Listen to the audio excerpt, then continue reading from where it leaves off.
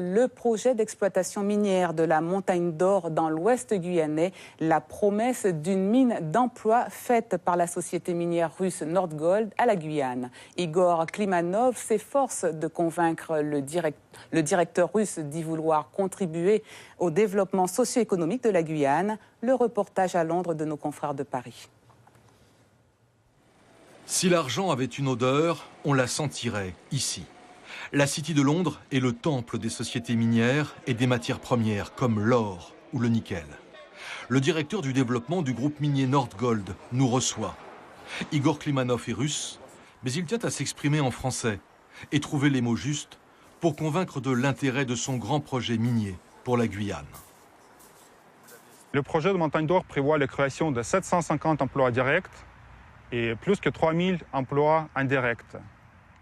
Nous, on a aussi un objectif ambitieux mais réaliste pour remplir les emplois avec 90 à 95% des gens locaux. À l'horizon 2020, Nordgold et son associé canadien Columbus entendent valoriser pour la première fois industriellement l'or de la Guyane. Le site minier s'appelle Montagne d'Or, ça ne s'invente pas. Je veux rassurer les gens que toutes les solutions liquides seront traitées dans le circuit fermé au niveau de l'usine. On prévoit également l'équipement de destruction des cyanures. Donc il n'y aura pas de cyanure dans les rejets de l'usine de traitement de Montagne d'Or. Et moi, je suis convaincu que c'est un très bon projet pour la Guyane dans l'état actuel, qui apporte beaucoup de choses positives pour le territoire et les peuples guyanais, et que le projet sera réussi. Nordgold exploite déjà 9 mines d'or dans 4 pays. La compagnie minière veut créer des emplois en Guyane. Elle veut aussi démontrer qu'elle sait respecter l'environnement. Roch Lefrançois, bonsoir. Bonsoir. Alors, vous êtes le président de la compagnie minière Montagne d'Or. On commençait à se familiariser avec le projet de la Montagne d'Or porté par les compagnies russes Nordgold et canadiennes Columbus. Quel est le rôle de la compagnie minière Montagne d'Or, ex-Stotrab-Mag, que vous présidez?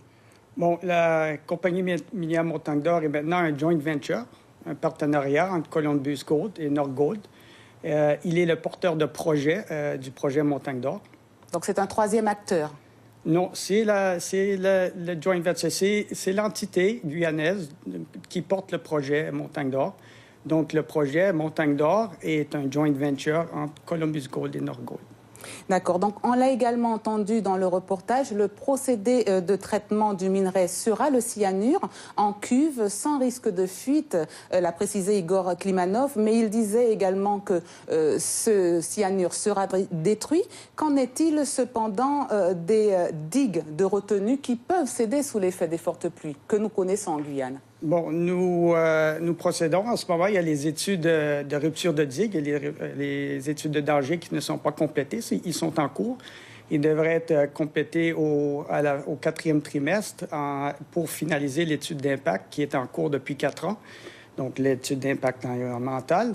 Donc, nous n'avons pas les résultats, mais le concept de la mine, surtout pour les digues, est conçu sur des crues de 100 ans.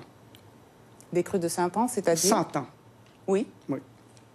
Donc, le site sera classé Céveso 2 en raison de l'utilisation de dynamite. Cela implique-t-il des normes draconiennes en matière de prévention des risques? Nous suivons les normes très strictes environnementales européennes. Donc, le projet est conçu selon les normes européennes et les standards internationaux. Et comptez-vous réaliser la revégétalisation des vastes zones dévastées par l'orpaillage clandestin? C'est un engagement qu'a pris la société. Bien sûr, nous avons déjà dépensé 350 000 € en réhabilitation de sites orphelins sur le site. De plus, les installations minières de la future mine vont être localisées sur des zones déjà impactées par l'orpaillage pas seulement illégal, mais historique. Il y a 140 ans d'exploitation alluviale dans le secteur. Donc, nous allons maximiser les infrastructures minières sur des zones qui sont déjà impactées.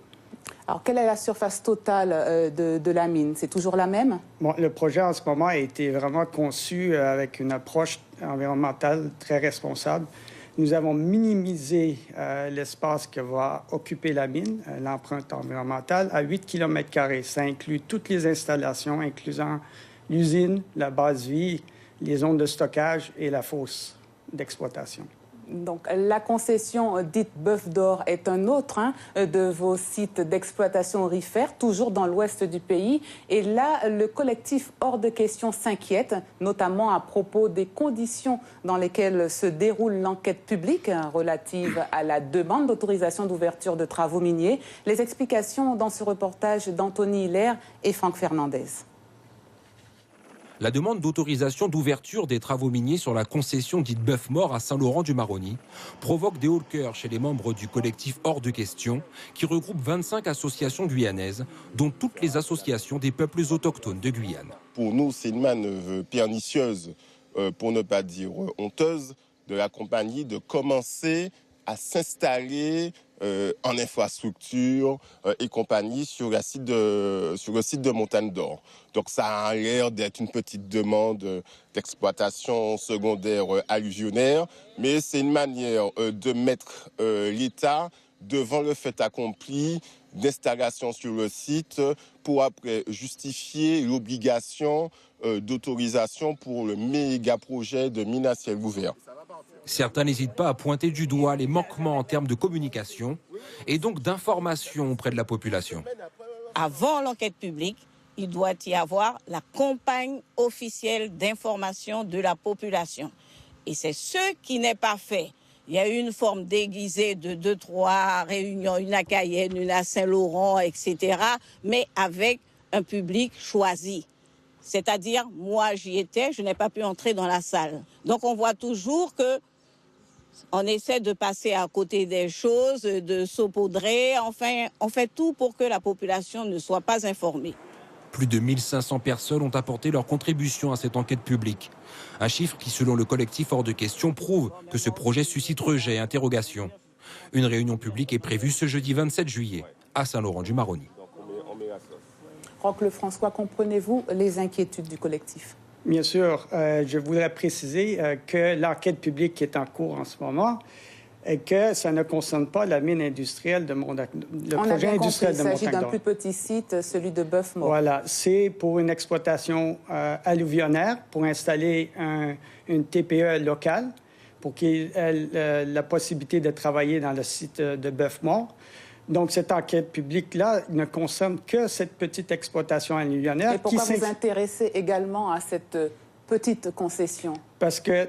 Est-ce un moyen pour vous de vous installer déjà en Guyane? C'est la crainte soulevée par le collectif. Non, c'est dans la continuité de l'exploitation alluvionnaire dans ce secteur-là, qui est là depuis 140 ans. C'est pas le seul. Il y a déjà plusieurs petits exploitants sur les concessions de Polynésie. Donc vous entendez mener deux types d'exploitation, l'exploitation de l'or alluvionnaire et l'exploitation industrielle. Bien sûr, c'est pour faire travailler les petites TPE locales qui ont exploité là depuis de nombreuses années. Donc, on donne l'opportunité à un contracteur local, une société locale, d'exploiter sur le site. Et de plus, je voudrais rajouter que nous avons une croissance accrue d'orpaillage illégal. La venue, depuis 6 mois, de nombreux sites d'orpaillage illégal sur les concessions de Polynésie Nord dont nous détenons. Donc, nous voulons installer des opérateurs locaux pour prendre la place et exploiter la ressource.